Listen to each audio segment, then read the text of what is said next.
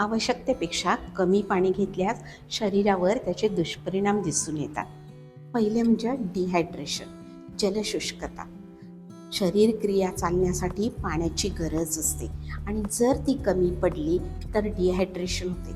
यात शरीर कोरडे पडते, त्वचा कोरडी पडते, थकवा येतो, मनाचा गोंधळ उडतो, चक्कर येते इत्यादी लक्षणे दिसतात.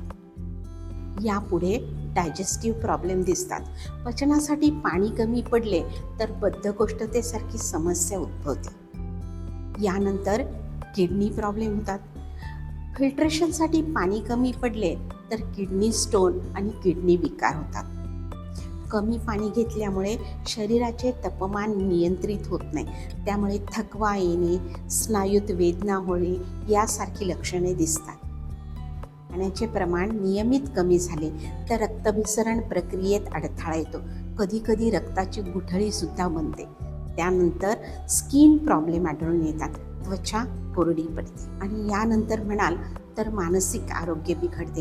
यात चिडचिडेपणा होतो, लक्ष न लागणे, कॉन्सन्ट्रेशन बिघडणे यासारखी परिस्थिती आढळून येते. कमी पाण्यामुळे केवढा सगळा गोंधळ होतोय. चला तर मग पुरेसं पाणी पिऊया आणि अशाच माहितीसह पुन्हा भेटतोय एक पाऊल आरोग्याकडे. धन्यवाद.